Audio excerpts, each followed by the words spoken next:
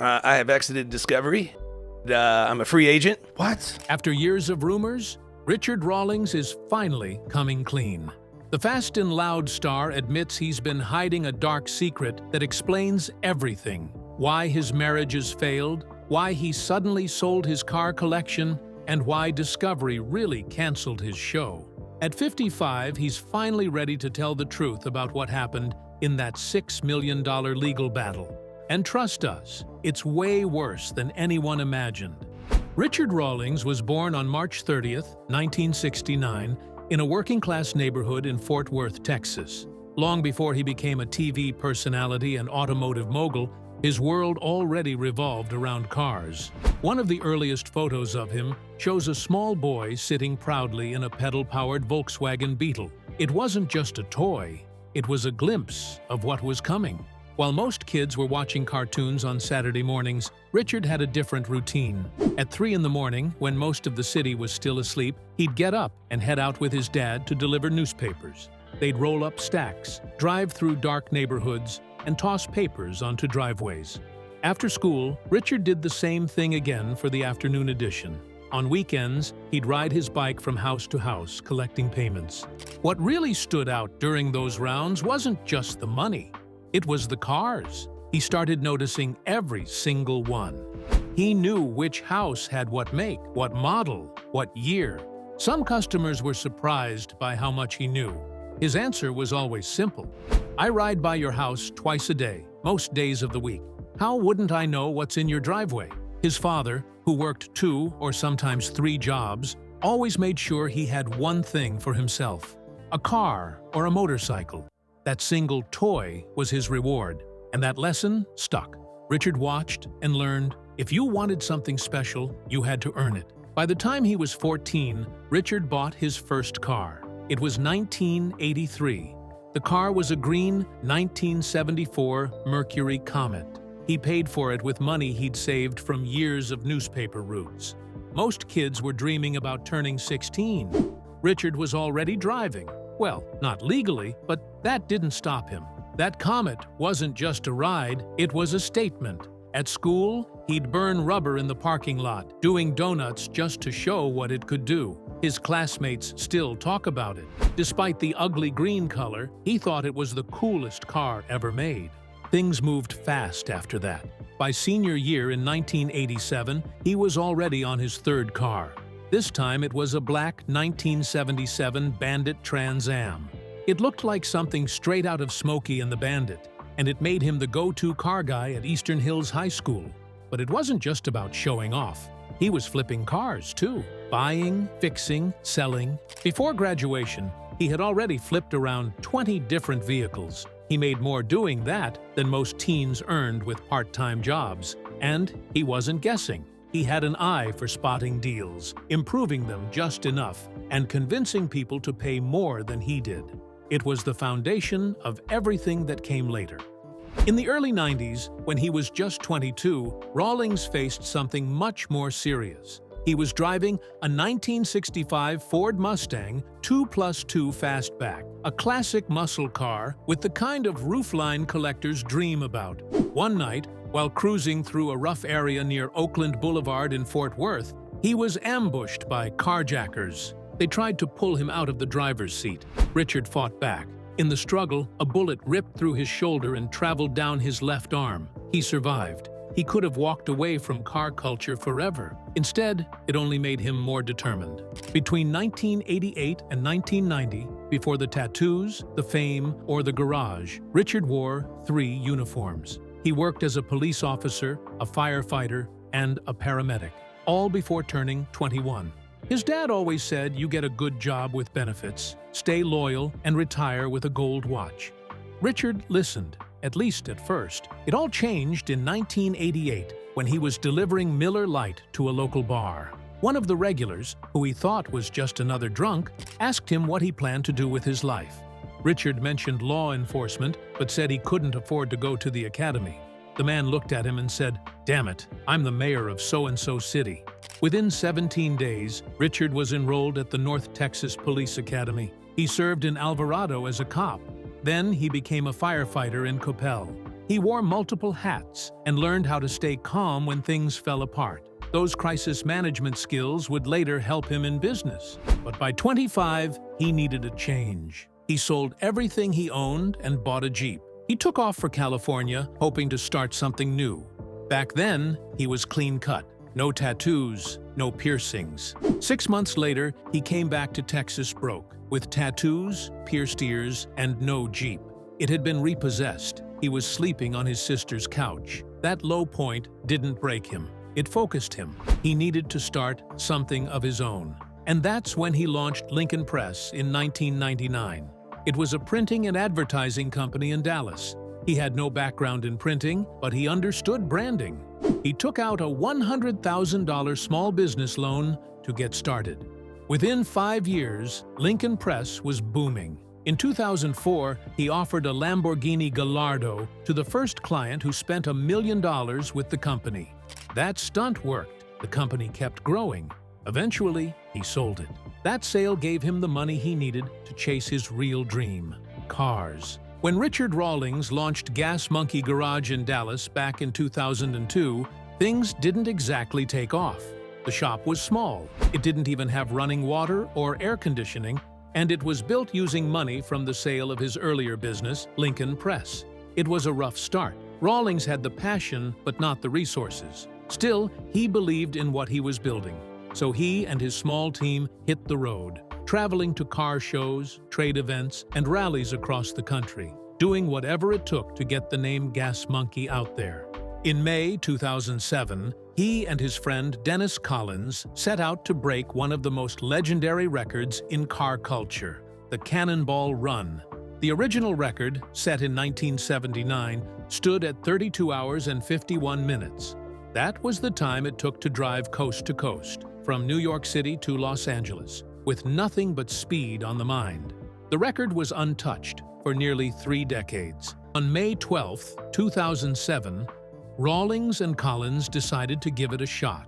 They skipped out on the planned Bull Run rally route from Montreal to Key West and instead aimed straight for the record. They drove a modified Ferrari 550 Maranello fitted with extra fuel tanks, so they wouldn't have to stop as often. They left Manhattan under the cover of night and reached the Portofino Inn in Redondo Beach just 31 hours and 59 minutes later.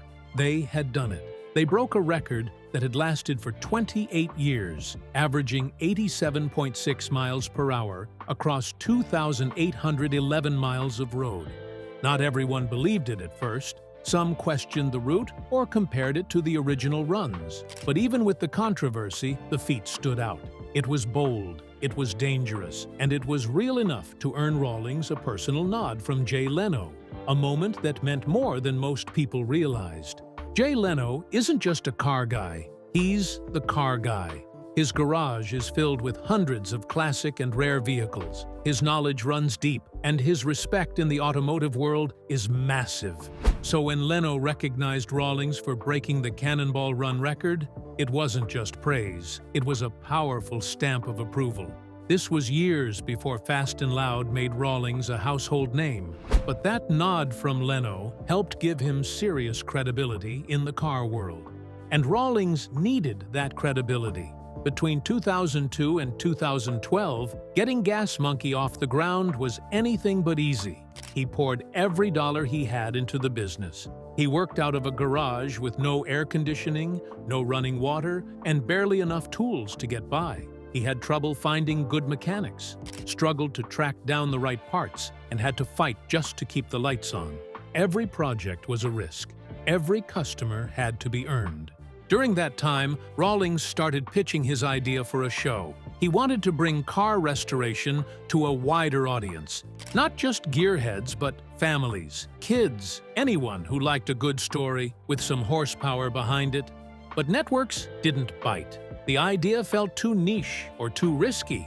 So while waiting for a chance, he kept pushing the brand by hitting the road. More car shows, more meetups, more face-to-face connections. It was slow work, but it built something strong. By the time Discovery finally said yes in 2012, the name Gas Monkey already carried weight in the car community. When Fast and Loud first aired on June 6, 2012, nobody knew it would turn a Dallas garage into a global brand. At the center of it all was Richard Rawlings.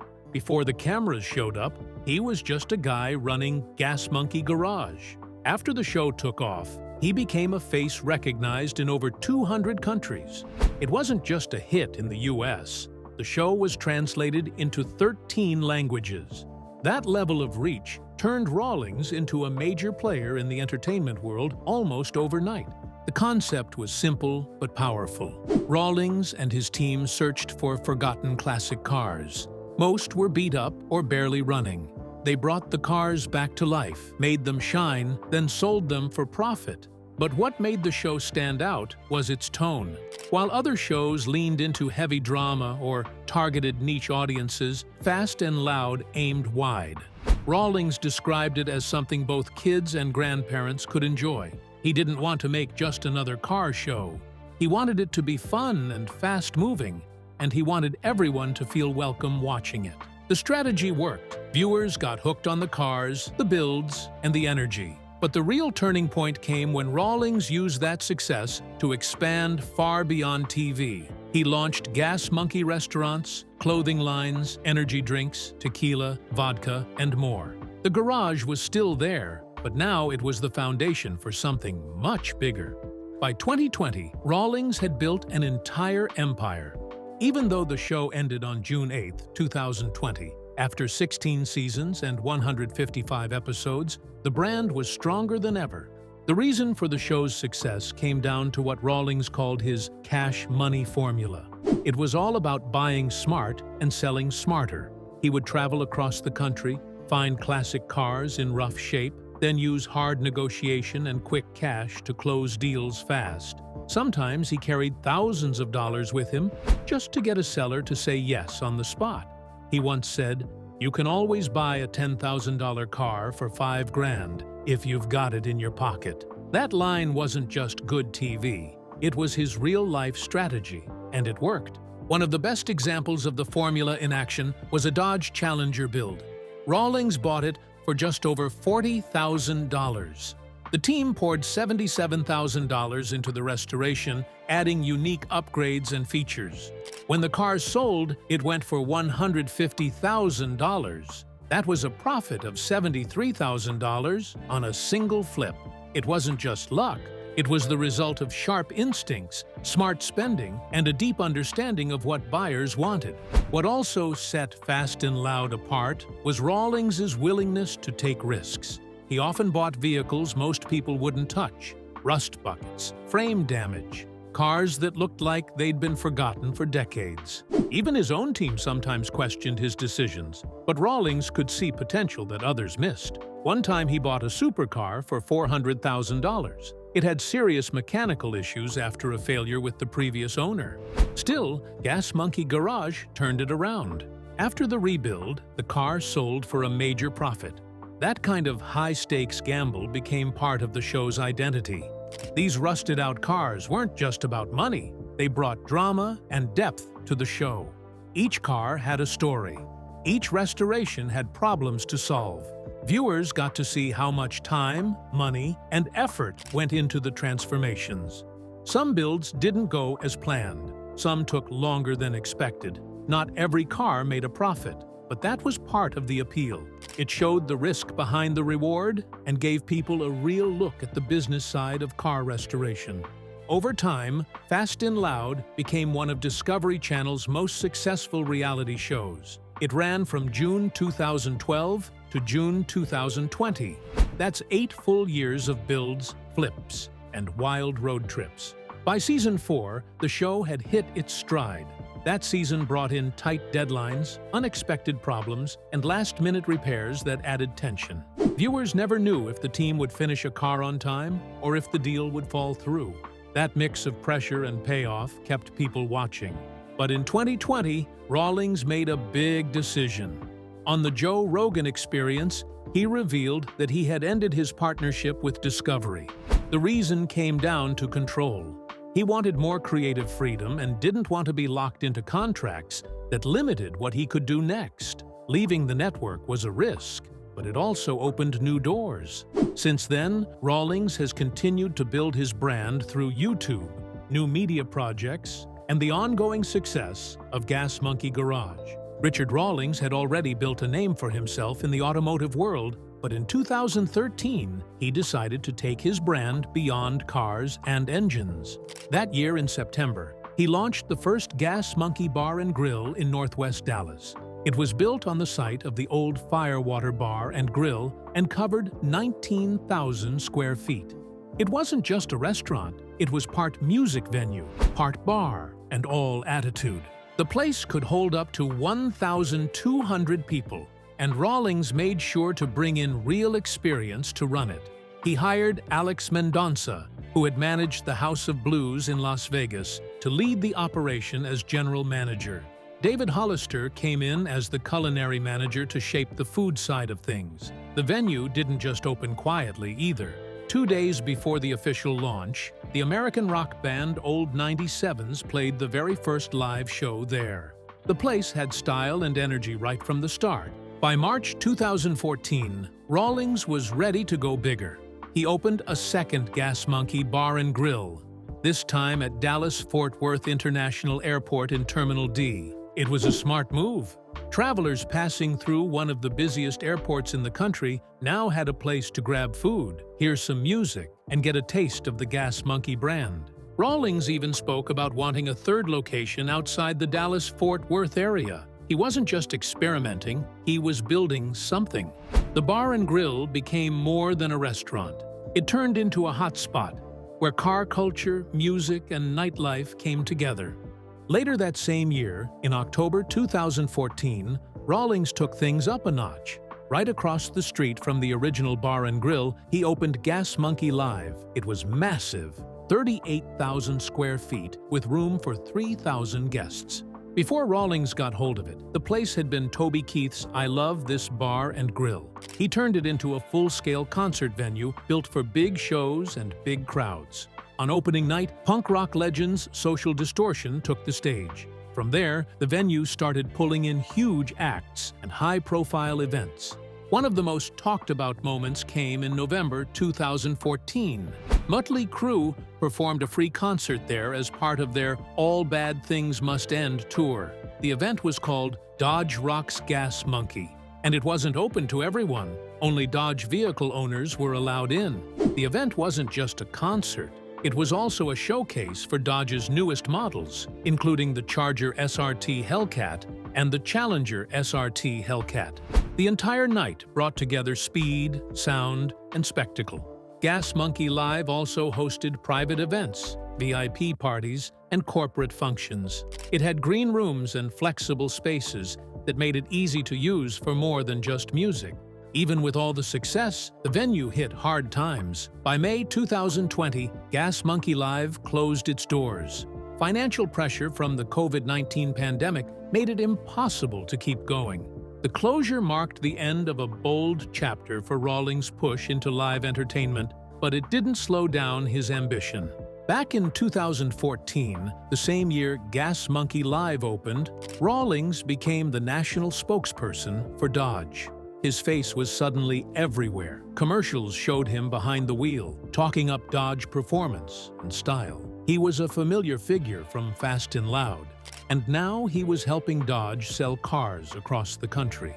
One of the most memorable parts of this partnership was the Dodge Rocks Gas Monkey concert at his own venue. It was the perfect crossover. His love for cars, his music space, and a high-profile brand all coming together in one night. The deal helped Dodge connect with car fans while giving Rawlings a national spotlight. His influence in the auto world kept growing. Then, in 2019, he made another move, this time into energy drinks. But instead of building a company from scratch, he licensed the Gas Monkey brand. That way, he kept control of the image without taking on the costs of production. It was a smart decision. Gas Monkey Energy launched with 2 flavors, regular and light. The branding leaned into speed, power, and excitement, the same energy Rawlings brought to everything he did. By January 2025, the brand added a 3rd flavor called Tropical. It had a mix of mango, passion fruit, pineapple, lemon, and honey. It also kept away from high-fructose corn syrup and artificial additives. The drink fit well with the lifestyle Rawlings promoted: bold, fast, and clean. The energy drinks were sold at convenience stores and online. They also appeared at major motorsports events like the Indianapolis 500 and NHRA races. Richard Rawlings has always lived life in the fast lane, but while his career took off with roaring engines and TV fame, his personal life followed a bumpier road. Long before Fast and Loud and Gas Monkey Garage turned him into a celebrity, Richard got married for the first time. It was 1993. He was still trying to find his place in the automotive world. His first wife, Karen K. Grames, came into his life during those early, uncertain days. The two got married that year, but the relationship didn't last. By 1994, they were divorced. The marriage had lasted less than a year. There was no fame yet, no fan base, no spotlight. Just a young man chasing a dream, and a marriage that ended before it really began. Not much is known about Karen. She stayed out of the public eye, and their brief time together was never part of the headlines. But that first divorce was the start of a pattern. It showed how hard it was for Rawlings to balance ambition and personal life.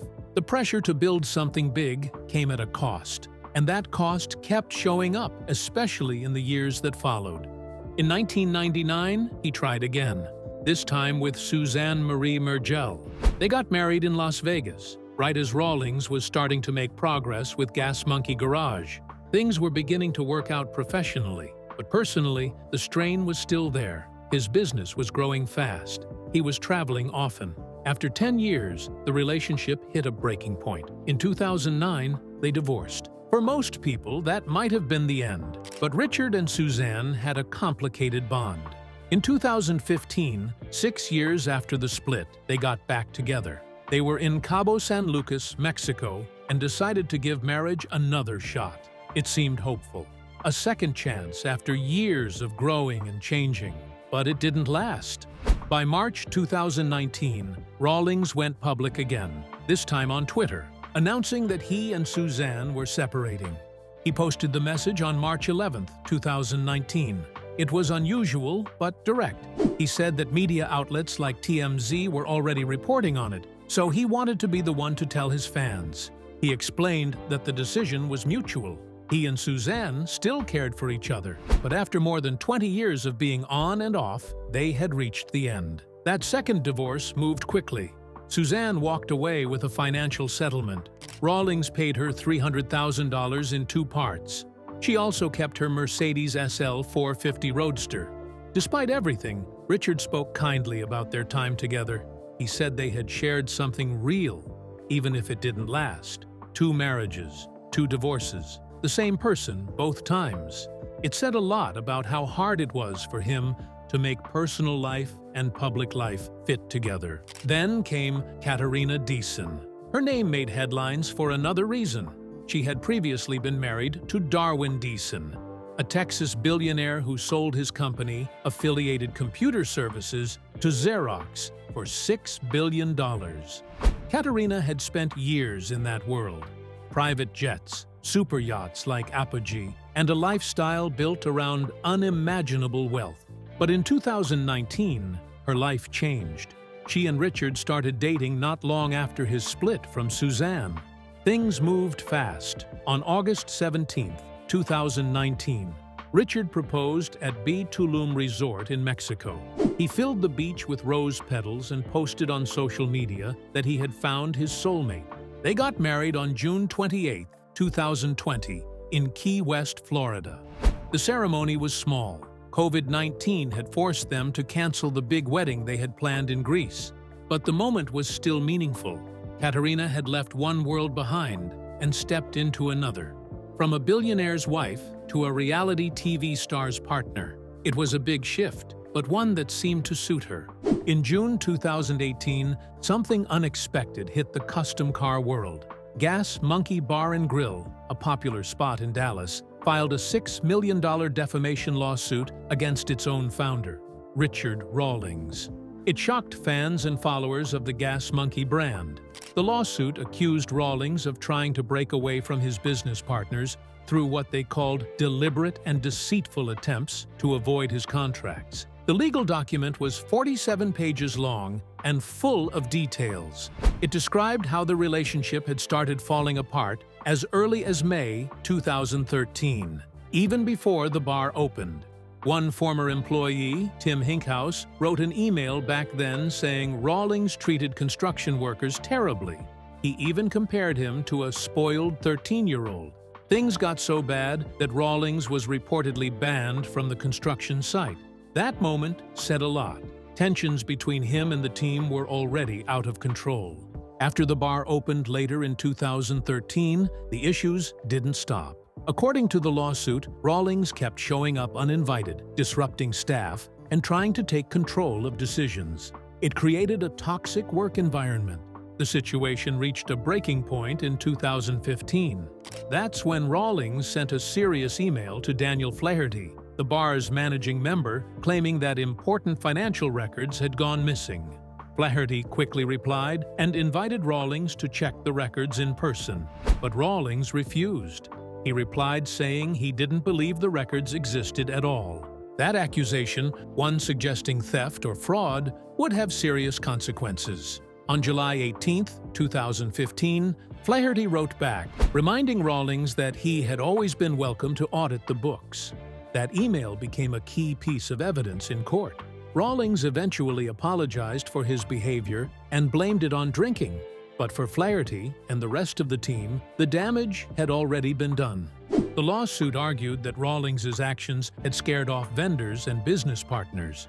It said his public accusations hurt the bar's reputation and made it harder to keep things running. The problems didn't end there. In 2017, when someone showed interest in buying the Gas Monkey Bar brand, Rawlings stepped in again. He made more accusations of financial mismanagement and ruined the deal. That incident became another central point in the lawsuit. Then, in 2019, Rawlings struck back.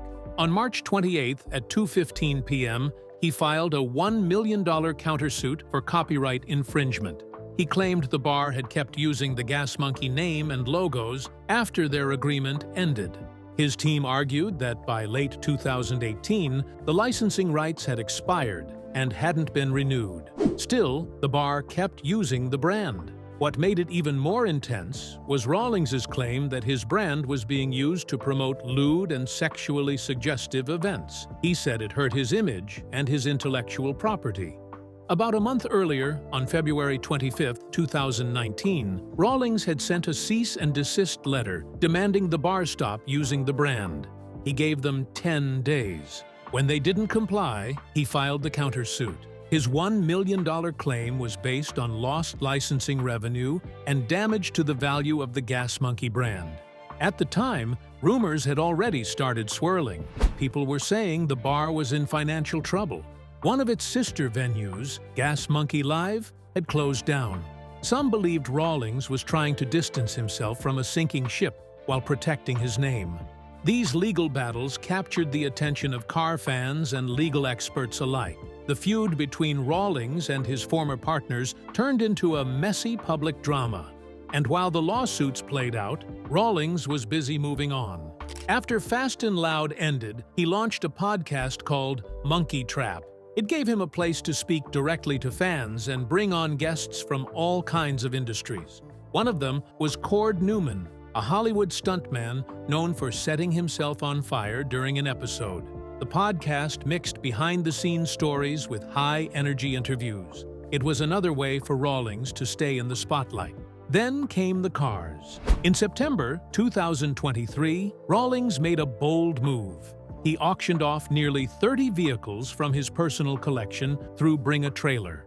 The total sales hit $1,080,903. The lineup included a 1962 Chevy Corvette that sold for $60,000, a 1965 Ford Mustang Fastback K-Code that went for $75,000, and a rare 1993 Toyota Supra that brought in $121,000. That Supra was the top earner of the auction.